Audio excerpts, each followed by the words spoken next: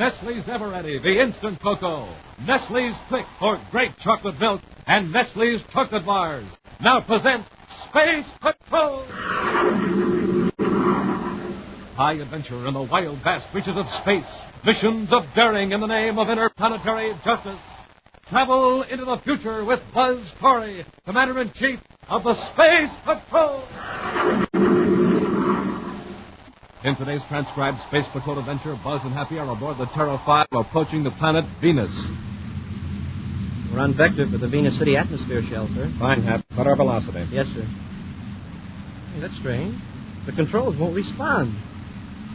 There's the warning from Space Control. Decelerate quick. I can't, sir. Nothing happens. Well, try changing vector. The controls are frozen. Someone sabotaged the ship. What? Smoking rockets, if we don't do something quick, the ship will crash right into the heart of Venus City. We'll return in just a moment with the thrilling Space Patrol story, The Shadow of Shardu. What's new? Nestle's new. Nestle's what? Coconut. Ah, Nestle's new coconut bar. That's for me. You have to eat one to believe that there could be such a wonderful flavor combination. Just imagine. Thick, rich, smooth milk chocolate, crammed to the edges with fresh, toasted coconut. And it's such fun to eat, too, because it gets crisper with every bite. Care to add anything to that, Hap? Hap. You're dead happy. Will you please answer? Oh, golly, Commander, I'm sorry. You know what happens to me when you start talking about Nestle's new coconut bar? I just close my eyes and leave this planet. Yes, sir, I imagine I'm eating one right then and there. I can just taste that sensational, creamy, rich chocolate and all that super coconut. Oh, it's so crisp, so delicious, so... There I go again. That's the way it is, Commander, and there's only one cure for it. Oh, what might that be? Why, I gotta eat a Nestle's coconut bar, of course. Well, now, that seems like a good idea. For you, for me, for all space patrollers, too. Gang, why don't you find out for yourself? Treat yourself to a brand new coconut bar. You'll really go for it. Everybody goes for Nestle's, Commander. Wonderful milk chocolate, almond chocolate, and crunchy crunch bars. And naturally, the new coconut bar in the red and cream-colored wrapper. Smoking rockets, Nestle's certainly makes the very best chocolate. And now, our Space Patrol adventure, The Shadow of Shardu. Commander Corey has discovered that agents from the planet Dargida near the star Antares are secretly at work in the solar system searching for a jeweled crown. Of the two known agents from Dargida, one has been captured. The other, Orkan, escaped from Earth. Buzz fears Orkan will try to locate the one man in the United Planets who may know the whereabouts of the crown, the archaeologist, Howard Sterndorf. So far, the commander has been unable to contact the scientist to warn him of the danger he faces at the hands of the ruthless intruders from Dargida. Right now, Buzz and Happy are in the commander's office at Terra headquarters. Well, there's one thing in our favor. If we can't find Sterndorf, then neither can Orkan. You forget, Hap, that we don't know how big an organization Dargida may have in our solar system.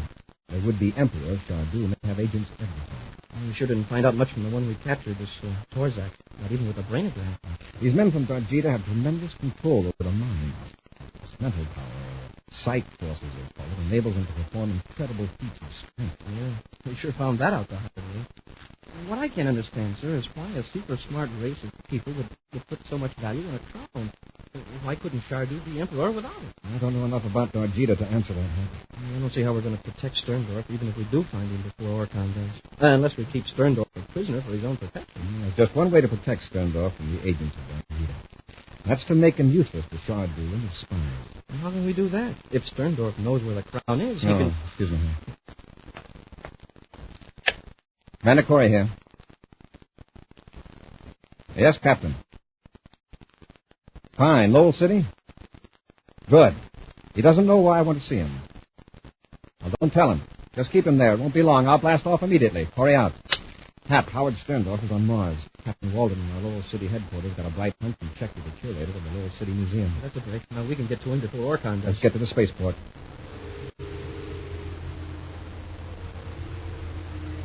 Meantime, in the spaceship traveling between Earth and the planet Venus, Orkan, agent from the planet Dargida, contacts his leader, Shardu, near the star Antares, 170 light years from the solar system. I should reach Venus in about 2 hours, Shardu. And that's just where the crown is? I cannot be sure. I do know that the scientist who found the crown in the Zanapi ruins lives in Venus City. It shouldn't be difficult to locate him. Once I find Howard Sterndorf, I will force him to tell me where to find the crown of Darjita. I am somewhat concerned, Orkat. Have you contacted Agent Tordak recently? No, Shardu. I saw no necessity for it. I have tried repeatedly to reach him. He does not answer. His last report is long overdue. When did you last hear from Torzak? Shortly after you left the desert region. He told me he had this Commander Corey and the cadet Happy under control. That is true, Shardu. When I left, Corey and the cadet were still dazed from the weakening effect of my psych force. Suppose they succeeded in overpowering Tordak. That's impossible. That's why I haven't Tordak reported. Until I learn differently, I must operate on the theory that they did escape. We must change our plans immediately. But Shardu... We must run no unnecessary risks. Corey has escaped from Torzak, and he will attempt to warn the scientist in Sterndorf. He will also alert the Venus authorities to watch for you. Should I return to Torzak's place in the Earth's desert? No. Contact Roder, one of our agents on Terra. He can determine whether Corey is back in action. And if he is? Corey is the greatest obstacle to the recovery of the crown of Daijida. He must be destroyed. In a hotel room in Laurel City on the planet Mars, Buzz and Happy confer with the elusive scientist Howard Sterndorf. Let me ask you a question. Didn't you explore the Zanapi ruins on Earth? Yes, last year. But it wasn't a very complete exploration. I was called back to Venus to take over some classes at the university. Did you find a jeweled crown in the ruins? Why, yes, I did. Very strange, too. It just didn't belong among those Indian artifacts. You're right, it didn't. We know where that crown came from. You do? Where? From a planet near the star Antares. It was stolen 1,000 years ago, brought to Earth, and hidden right here. That's why you're in danger. Oh, just a minute. If this is one of those tiresome legends about an ancient curse, you can forget it. This is serious, Professor. Where is that crown? Well, back at the Venus City University. Locked in a vault, I suppose. I couldn't know. It's on the shelf in my office. In plain sight? Of course. The restoration of an empire hinges on that crown. Agents from Darjita are in the solar system right now, and they'll do anything to get it back. Well, why not give it to them? If it's there. We can't be sure it's all they want. We'll never know who their agents are unless they reveal themselves by making attempts to get that crown. All right. Interstellar politics is out of my line. I'll give you the crown, and you can lock it out. That won't work with these spies. No, Professor. No secret is safe from them. They've got something they call a psych force. They can produce a mental energy that can overpower our own self-control. I know. One of them made me tell them your name. And they can concentrate that power in physical energy. When they want to, they're as strong as 10 men. Now, here's our problem. Neither you nor I must know where the crown is. Yet we must be able to produce it on short notice in case we have to. Well, that's quite a dilemma. How would it work if I gave it to a friend and asked him to hide it? Oh, a Darjita agent could easily make you tell the name of it. And then your friend would be on the spot. What we need is a way of not letting our left hand know what our right hand is doing. Exactly. Now, here's my suggestion. Each of us will make a list of 20 men we can trust. That's 40. Then envelopes will be prepared and addressed to each of these 40 men. There will be no return address on any envelope. 39 of them will contain blank pieces of paper, or perhaps a circuit or anything. It doesn't matter. And the 40th envelope? That will contain a letter over my signature, asking that person to go immediately to your office, get the crown, and hide it, without telling anyone. The person receiving the instructions will be asked to send a letter to the secret documents section at Space Patrol headquarters in Terra. I see. Now, on the outside of the envelope will be a file number. Inside will be the man's name, nothing else. That envelope will be filed without being opened. Then, can I go to Venus? Not until I get word from the secret documents section that a letter with a certain file number has arrived from Venus City. That'll be proof that our plan worked and the crown is safely hidden.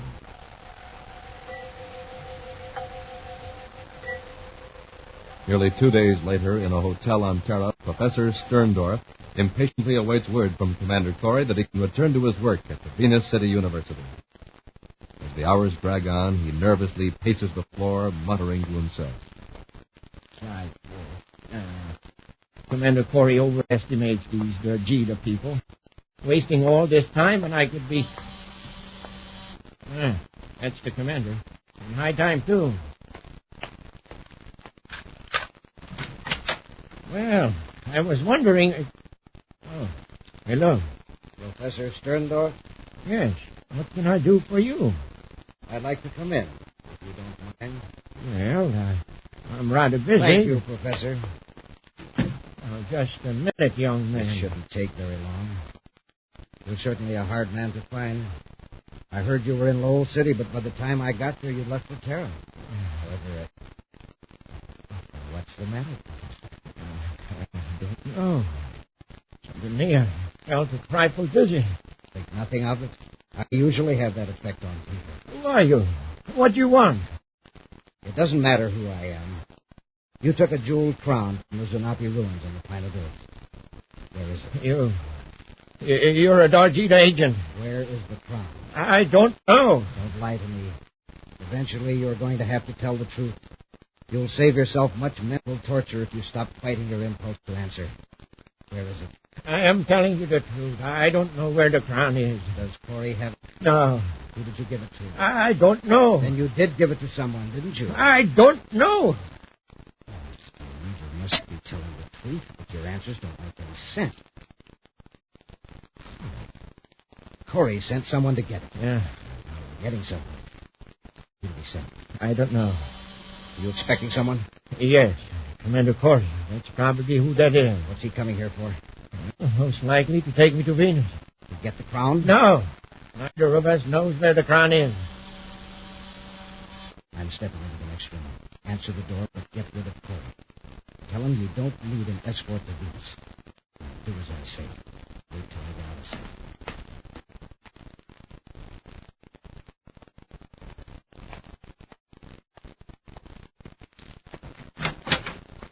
Good afternoon, Professor. Hi, Professor Sterndorf. Good afternoon. Everything has worked out fine, Professor. We'll take you to Venus as soon as you're ready. I'm not ready to return yet. I have found a few matters of interest here on Terra. When I attend to them, I can return to Venus by myself. I do not need an official escort. Good day, gentlemen.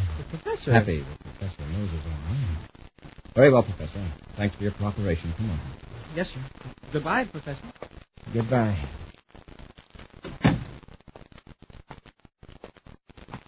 Well, sir, what's come over, Professor?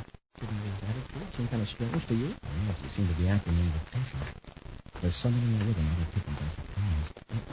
Darjita agents. Trouble. I'll take them off guard before they have a chance to generate super strength with the sight force. Are you going back? Yes, sir.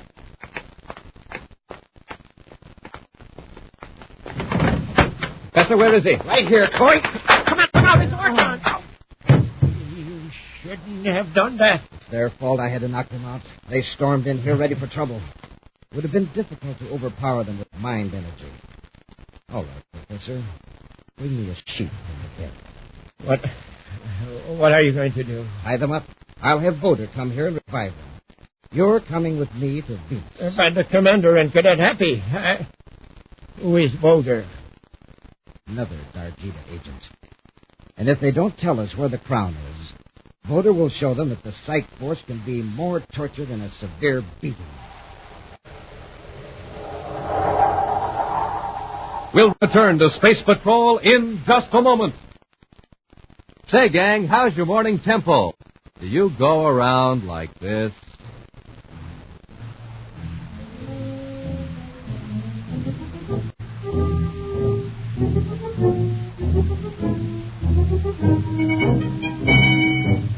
Or are you the kind who speeds through school and chores like this?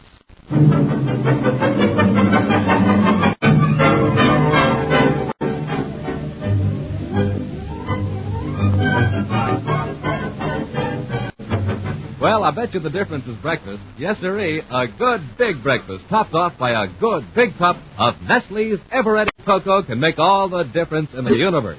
Breakfast eaters are never slow starters nor mid-morning slumpers either, because they get the pep and go they need to last clear through. And let me tell you, when you have Nestle's Cocoa with your breakfast, you're treating yourself fine. The flavor's so rich and chocolatey and delicious, just like those sensational Nestle's chocolate bars. Another thing, Nestle's is the only instant cocoa that contains rich whole milk and sugar. That's where the pep comes from. And of course, Nestle's is so easy to fix, you can do it yourself in no time. Just put 1, 2, 3 spoonfuls in your cup and add hot water. Easy? Why, you never saw anything simpler. Good? Well, you just take a big swallow, and you'll say it's the greatest. And, boy, wait and see how you speed through the morning just like this.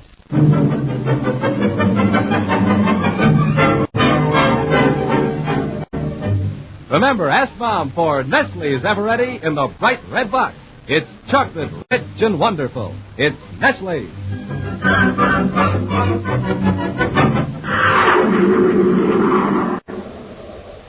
And now, back to our Space Patrol adventure, The Shadow of Shardu.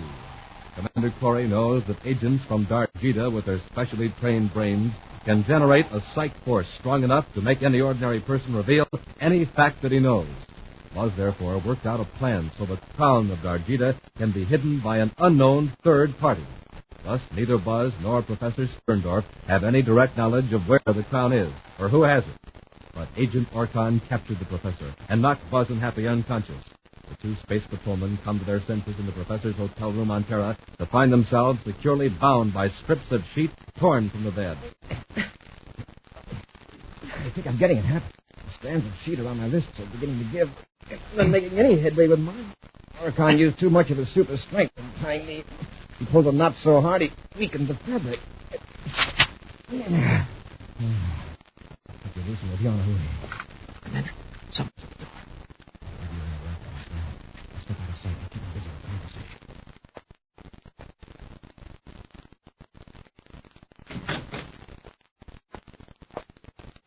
Wow. I was beginning to think nobody was ever going to come. Get me loose, will you? Take it easy. Where's the commander? Orkan said he had both of you tied together. Right here. Oh, that was a beauty, Commander. I had to get him quick before he got his psych force into gear. You sure did. But he's completely out. He can't tell us where Orkan is. After I release you, we'll get him to headquarters. If we can get him under a brainograph before he completely recovers, we might find out plenty. Far from the regular space lanes, a private cruiser follows a vector toward the planet Venus. Orkan checks the viewscopes carefully, then makes spaceophone contact with Shardu on the remote planet Darjita. I have captured Professor Sterndorf Shardu. He is locked in a compartment of the ship. What about Corey? By now, Voder probably has Corey and the cadet well under control. Why didn't you take Corey with you when you had the chance? I was compelled to use physical force, Shardu. It would have taken too much time to wait for them to regain consciousness, so that I could control their actions by psych force, as I did the professor. I see. What about the crown? Sterndorf seems to have no knowledge of where it is. But you told me... Please, Shardu, please. There is nothing to worry about. Corey and Sterndorf together must have knowledge of the crown. I can work on Sterndorf while Voder handles Corey. And with Sterndorf under your control, you can force Corey to be more cooperative. Exactly. You will have to give me the crown to save the professor's life. Where are you going now? To Venus. In all probability, the crown is somewhere on that planet. I can operate from Venus City location number 3. You must find the crown without delay, Orkan. Proceed to Venus.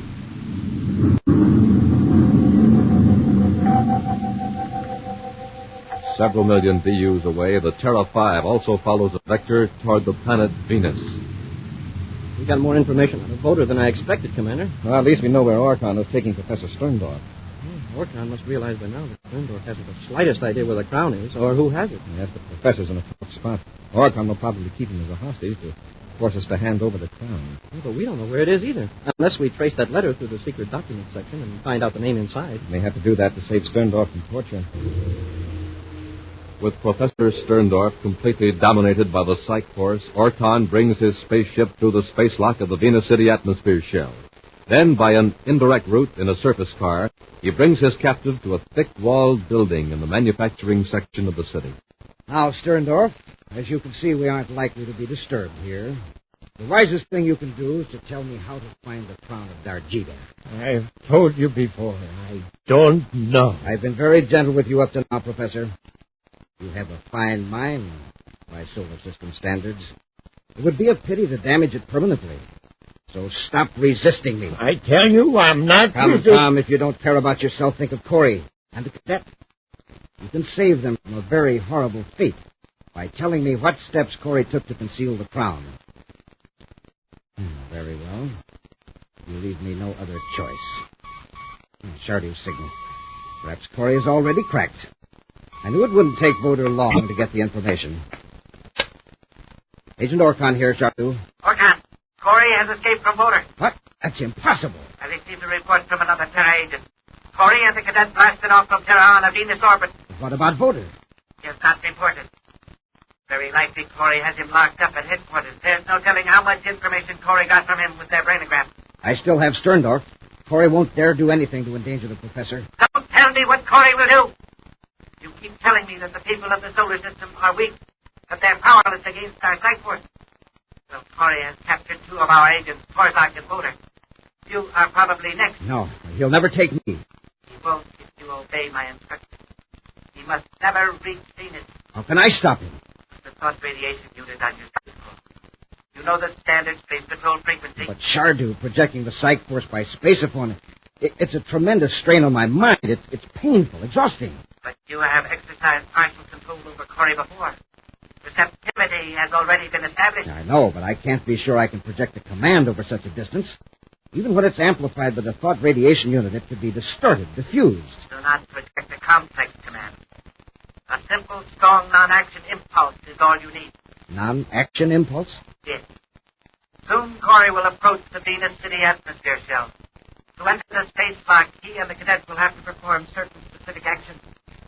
Your psych force will inhibit these actions. Yes, it might work at that. It has to work. From what you've told me before, the protective systems of these atmosphere shells, well, we will be rid of Corey for good. Hurry. Put on the thought protection unit and start transmitting.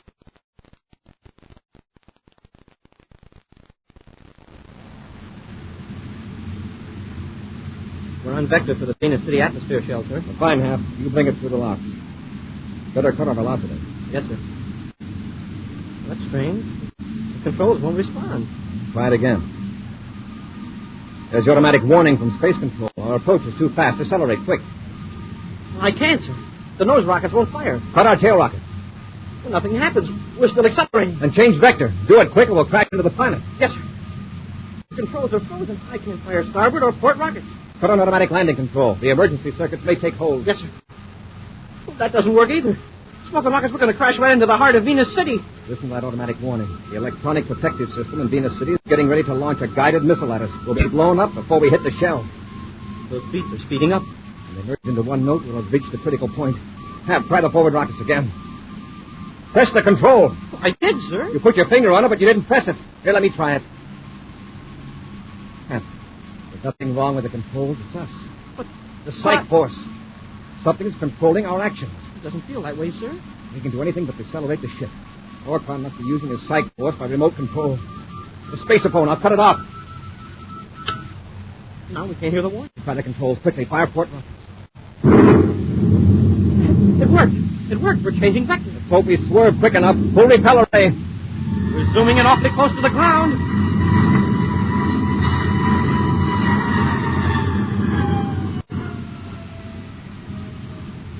Wow. That was close. You'll make another approach to the city, huh? This time an automatic landing control. And Orcon must have been transmitting a psych force by spaceophone. Yes.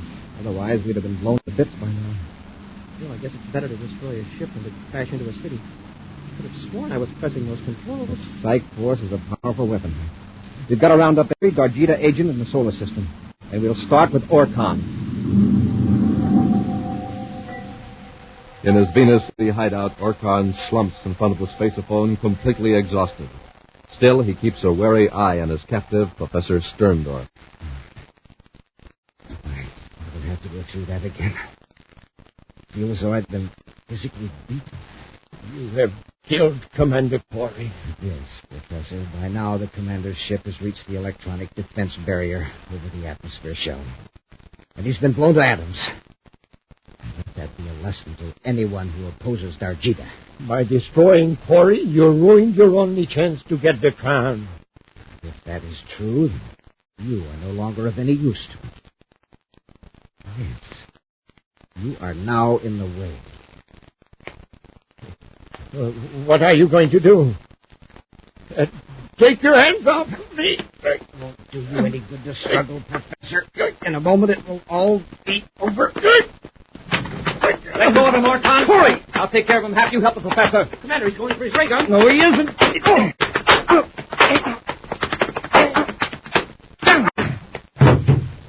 Keep him covered. Yes, sir. Are you all right, Professor? Yes, Commander. But if you'd been a moment later... You'll get Orcon to a brainograph before he builds up his mental resistance. He can probably tell us who some of the other Dargita agents are. He won't get anything out of me. Shardu of Dargita will see that I am liberated. Come on, Orcon. Let's go. There is Shardu calling me now. Forget it. Very well. When I don't answer, he'll know I'm in trouble and send other agents to help. He is right, Commander. That gives me an idea. All right, Orcon. Talk to your boss. Go ahead. Say anything you like. Do you mean that?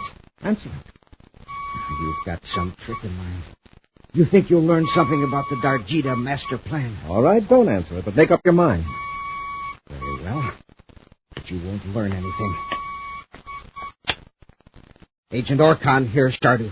I'm surprised that you answered, Orcon. Shardu, listen. Be careful what you say. Silence, Orcon. I have just heard of the failure of your plan to destroy Corey's spaceship. That's what I wanted to explain. Silence! Do not interrupt. The repeated bunting means only one thing. You are a traitor. You are working with my enemies. That's not true. I'm loyal to you, Shardu. Protect me from such loyalty. Henceforth, you will be regarded as a traitor of Dargita. I have ordered certain agents in the solar system to give you the treatment we reserve for traitors. Goodbye, Orcon. Shardu, listen to me, please. That's the way he repays me for my faithful work. Commander, you've got to protect me. You don't have any idea how vicious Shardu can be. Well, don't we? You've given us some pretty good demonstrations. Come on, Orcon. We'll see that nothing happens to you for a long time to come.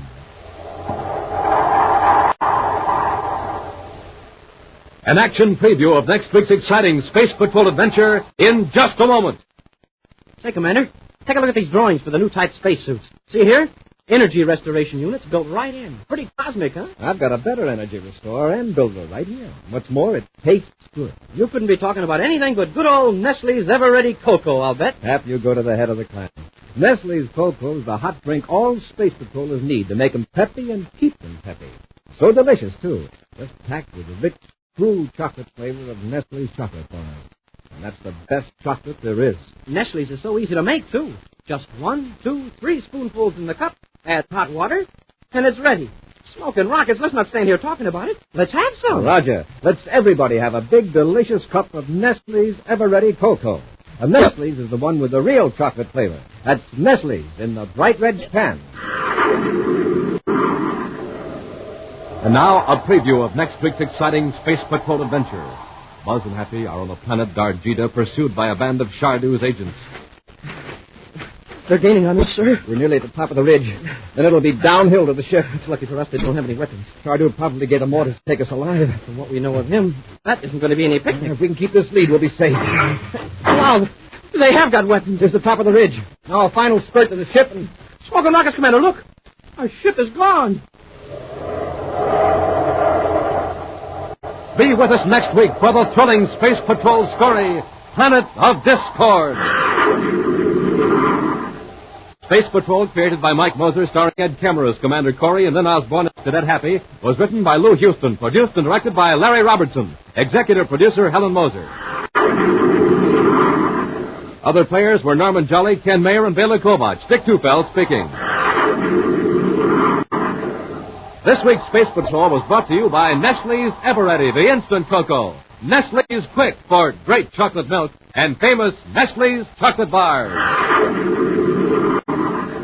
This program is broadcast to our armed forces overseas through the worldwide facilities of the Armed Forces Radio Service. Space Patrol came to you transcribed from Hollywood. This is ABC Radio Network.